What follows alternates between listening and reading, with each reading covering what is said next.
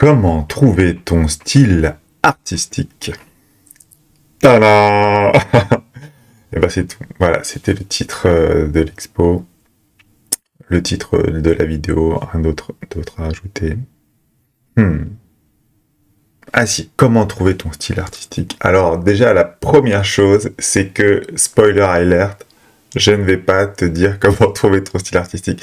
Par contre, ça m'intéresse de répondre aux personnes qui tapent ça dans leur moteur de recherche ou qui cliquent sur ce genre de vidéo, parce que je le vois pas du tout comme ça. Plutôt que de trouver un style artistique, je dirais plutôt comment cultiver ton identité artistique. Et il y a une petite différence là-dedans entre style et identité artistique. Comment on fait pour trouver son style? Je l'ai entendu plein de fois chez des personnes que j'accompagnais ou même chez des étudiants que j'ai eus en cours au Vietnam ou en France qui se disent mais comment on fait pour trouver son style? Si tu crées par exemple depuis des années des œuvres, des sculptures ou des céramiques ou des peintures et que tu as toujours l'impression que quand tu le montres par exemple dans une expo de groupe ou un travail en commun, ton travail est un petit peu noyé dans la masse et que tu te dis mais j'aimerais bien construire ton identité forte, identifiable, remarquable. Ce message, eh bien, il est télé pour toi. J'espère qu'il va t'aider personnellement, artistiquement, mais aussi professionnellement. Alors, on peut se demander qu'est-ce que c'est déjà un style artistique. C'est plutôt l'ensemble des codes ou des caractéristiques formelles ou musicales, sonores ou gestuelles qui vont définir une école d'artistes ou un mouvement d'artistes. Et pour un créateur, ça va être par exemple l'ensemble des caractéristiques qui permettent d'identifier son œuvre globale. Donc le style, c'est un mot qui est finalement assez galvaudé et qui est peu utilisé par les professionnels parce qu'il peut avoir une connotation, en tout cas en peinture, un petit peu désuète ou factice, ou fabriquée. Il a créé un style. Mais ce qu'il y a de beaucoup plus puissant que d'avoir un style, c'est une identité artistique. Tu peux avoir une identité qui navigue entre les styles. Par exemple, tu pourrais dire Lady Gaga, c'est une chanteuse style pop. Mais ce sera ultra réducteur finalement, d'autant plus qu'elle vient du cabaret, qu'après elle a une vague dans le jazz, les comédies musicales, et puis elle est revenue, et puis récemment elle est revenue dans son style Gaga. Donc l'identité, c'est ce qui est plus grand et plus profond, et c'est ce qui navigue entre les styles, et c'est ce qui produit des styles. Mais si tu cherches le style, c'est comme si tu cherchais la queue de la comète. Alors que l'idée, c'est de devenir la comète. Cette idée que l'identité, c'est ce qui produit des formes ou des styles, revient à cette exposition fondamentale pionnière qui a créé l'art contemporain en 69 par Harald Zeeman à la Kunsthalle de Berne. Dans cette exposition, il a invité des artistes à travailler in situ. C'était tout nouveau. Et l'exposition s'appelait « Quand les attitudes deviennent formes ». C'est-à-dire que ce qui faisait les œuvres et aussi les artistes, c'était plutôt l'attitude des artistes, qui y sont, quelles sont leurs identités. Et ça produit des formes. Donc imagine que tu as une trajectoire et que les formes changent tout le temps et qu'à un point donné, on a une forme sonore ou sculpturale par exemple. Donc quand les attitudes deviennent formes, ça peut être aussi compris quand ton identité crée une forme. J'emploie un autre terme que attitude, c'est trajectoire. Pour moi, une forme ou un style, c'est un instantané dans une trajectoire. C'est-à-dire que ta vie, elle est assimilée à une trajectoire. Tu es en perpétuelle évolution. Ton identité artistique, c'est pas quelque chose de fixe, c'est quelque chose qui est en évolution. Donc, bien sûr, quand on commence, si on regarde dans les livres, on va voir les grands artistes qui, à la fin de leur vie, on va dire, il a fait que ça, il est arrivé à son carré blanc sur fond blanc, nanana, et c'est son style. Mais c'est tout un processus qui amène jusque-là, qui fait que s'il avait produit peut-être ses carrés blancs en début de carrière, peut-être qu'ils auraient moins de sens. Par exemple, Rothko, quand il arrive à supprimer toute cette figuration, parce qu'il a d'abord fait la figuration, on voit tous ces formats colorés qui se simplifient, puis après il n'y a plus qu'une ligne, puis après il y a de moins en moins de lignes, et puis à la fin on a juste la moitié noire, la moitié blanche à la fin de sa vie. Donc c'est toute une trajectoire de vie, un parcours de vie qui va traverser des styles. L'objet ici, c'est de trouver ton identité artistique. Et pour cela, il faut cultiver ta propre identité, l'affirmer, la cultiver, la rendre plus sensible, plus authentique, plus puissante, plus grande, plus douce, ce que tu veux, mais c'est ton identité en tant qu'humain qui va générer ton identité en tant qu'artiste. Alors, la première des choses, déjà, c'est que pour trouver ton identité, déjà, il faut chercher. Alors, bien sûr, il y a cette fameuse phrase de Picasso qui dit « Je ne cherche pas, je trouve ».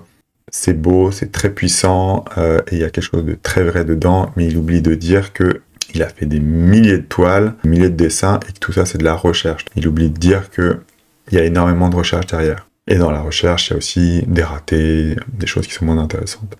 La deuxième chose pour cultiver ton identité artistique, c'est déjà de prendre conscience de tout ce qui n'est pas à toi. Carl Jung dit « La vie commence après 40 ans, parce que avant 40 ans, tout ce qu'on fait, c'est de répondre aux injonctions extérieures, parentales, sociétales, etc. » Donc c'est qu'à partir de 40 ans qu'on commence vraiment à se connaître en tant que personne, mais aussi d'arriver à identifier, qu'on enlève toutes les couches qui sont pas vraiment à nous, soit qu'on nous a imposées, soit qu'on a intégré nous-mêmes pour faire partie de la société ou partie de la famille ou pour être accepté.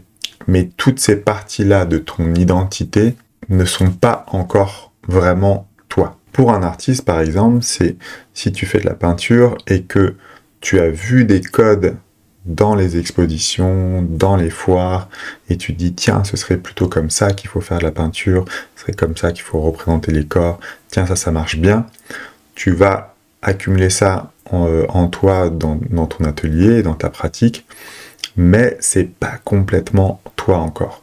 Donc, si tu veux cultiver ton style, la première chose, c'est de vraiment prendre conscience de tout ce qui fait partie de ton identité, mais qui n'est pas vraiment à toi. Et ça, c'est vraiment difficile de se rendre compte de ça. Ça prend parfois du temps. Je me rappelle, quand j'étudiais à la Cambre, l'École nationale des beaux-arts de Belgique, en peinture, on était tous dans des petits box, et on voyait les différences qu'il y avait entre chaque artiste. Mais par contre, quand on dézoomait, on se rendait compte que il y avait un peu un style de cette école, en tout cas de notre classe de peinture. Si on dézoomait, on se rendait compte que beaucoup de jeunes artistes en Belgique, ils faisaient un peu, il y avait des récurrences, des choses qui revenaient. Donc prendre conscience de tout ça, c'est aussi ton travail en tant qu'artiste, d'arriver à un cran supérieur de conscience et de prise de conscience, de prise de recul, ou vraiment d'aller plus en profondeur, de dépasser la surface pour éviter tous les clichés, les poncifs, les choses qui t'appartiennent pas. Qu'est-ce qui est vraiment à toi? Ce qui me fait arriver au numéro 3, c'est... Qu'est-ce que c'est le numéro 3? Prends confiance de ce qui est évident pour toi. Alors ça veut dire quoi? C'est que autant il faut prendre conscience de ce qui ne t'appartient pas, autant tu peux prendre conscience de ce qui est vraiment à toi, et c'est tellement à toi que c'est intégré que tu te rends plus compte. Ma copine fait des photos sur un bateau, elle a grandi en voyageant beaucoup sur un voilier, et elle fait des photos depuis le voilier, et quand elle présente, une fois j'ai lu un de ses textes pour présenter sa pratique, sa série de photos, elle ne parlait pas du fait que elle était sur un voilier et qu'elle avait grandi sur un voilier, et quel est son rapport à la mer, à l'horizon, etc. Et ça lui semblait tellement évident qu'elle en avait oublié d'en parler. Et parfois, c'est ça aussi, tout bête, mais très puissant, c'est de nommer tout ce qui est spécifique à toi, mais qui ne l'est pas pour les autres. Ta perception du monde, c'est vraiment ce qui va composer ton identité. Par exemple, quelle est ta relation aux aliments, la sexualité, au changement climatique, au passé de ta famille, quelle est ta relation aux vêtements, aux tissus, à ton corps. Tout ça, ça fait partie de ce qui est déjà présent, Et là, j'en reviens peut-être au mot trouver, parce qu'en fait, c'est déjà là, mais c'est un travail de mettre en lumière ce qui est normal pour toi, mais qui ne l'est pas forcément pour les autres. Et ça peut être déjà suffisant et super intéressant comme base de travail. Ce qui est fondateur là dans cette démarche, c'est vraiment d'identifier qu'est-ce qui fait que ton parcours est unique au monde. Qu'est-ce qui fait qu'il est vraiment à toi? Si tu regardes en profondeur où est-ce que tu es né, comment tu as été éduqué, ta relation à ton premier amoureux, comment tu as vécu tel événement historique, etc., etc., etc. Va creuser dans tout ça et en fait, juste de mettre en lumière ça va vraiment te permettre d'identifier ce qui fait que tu es unique au monde. Ensuite, 4, c'est de cultiver ton originalité. On vient de le dire juste avant, ton originalité, c'est ce qui t'est originel. Qu'est-ce qui est vraiment basé sur toi et ta singularité. Et le style, c'est ce qui va découler de la répétition, de la manière dont tu formules ton rapport au monde. Par exemple, si tu peins et que pour faire un arbre, tu utilises du verre qui sort du tube parce que les arbres sont verts et que ça sort du tube, peut-être ça ne t'appartient pas. Mais si tu regardes plus précisément quel arbre tu as envie de reproduire et quelle perception tu as envie de traduire, par exemple, la rosée du matin, le jour où tu as perdu ton chien, peut-être que tu vas cultiver cette sensation colorée, brumeuse et vaporeuse, et à force de le répéter, ça va contribuer à définir ton identité de peinture. Par exemple, quand on regarde Turner, le peintre, ces sensations totalement laiteuses où tout se fond, il n'y a pas de limite entre la mer et les reflets du soleil couchant dans la mer, et tout est complètement dans l'éther, comme ça, et bien ça, c'est son identité artistique. C'est à ça qu'on le reconnaît. Mais tout ça, ça a été nourri par son rapport au monde et à force de le répéter. À force de le répéter, ça a été cultivé, amplifié, identifié pour vraiment trouver cette sensation. C'est ta manière de formuler les choses, encore et encore, qui va créer ton identité artistique.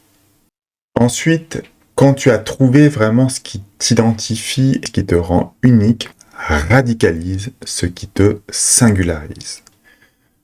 Radicaliser ce qui te fait unique, c'est-à-dire amplifier tes thématiques, ta sensibilité, ton approche, ta manière de faire. Ça va te permettre 2 choses. Déjà, d'approfondir et de spécialiser pour arriver à un niveau de conscience dans une thématique que les autres n'ont pas accès, parce que toi, tu as vraiment mongolisé sur cette thématique-là, mais en plus, ça te permettra de te démarquer par rapport aux autres.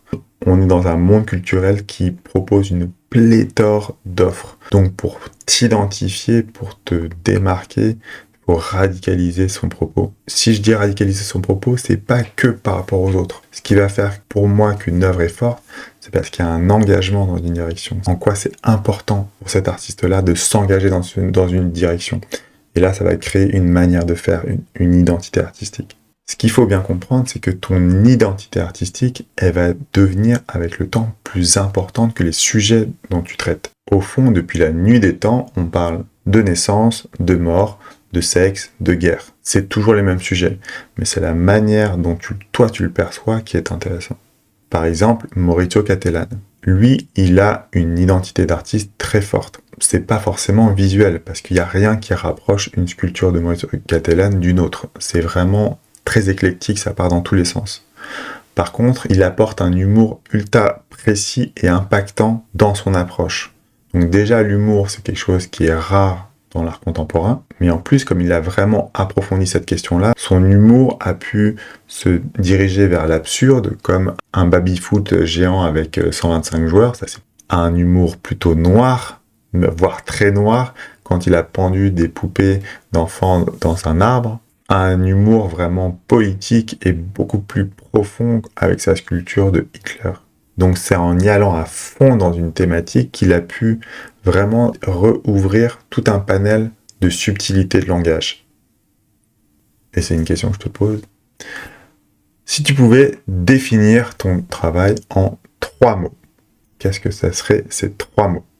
Tu verras que si tu utilises des mots qui sont génériques, déjà, ça peut être intéressant de les re-questionner, de les repréciser. Par exemple, si tes 3 mots, c'est vrai, c'est beau et c'est bleu, bah, c'est très générique. Juste avec 3 mots, comment tu qualifierais ta pratique aujourd'hui?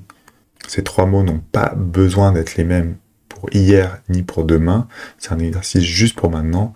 3 mots. Et bien sûr, tu peux les mettre en commentaire. J'espère que cette vidéo t'aura apporté plein de belles choses, plein de réflexions. Peut-être qu'elles vont macérer à l'intérieur de toi, se transformer, ou même te donner des réponses que tu pourrais appliquer dès demain dans ton atelier. Si tu as envie d'aller un peu plus profondément pour vraiment construire ton identité artistique, ou que tu as un point de transition et que tu as vraiment besoin de faire le point, tu peux me contacter. Je laisse mon site en lien dans la description, creaken.org.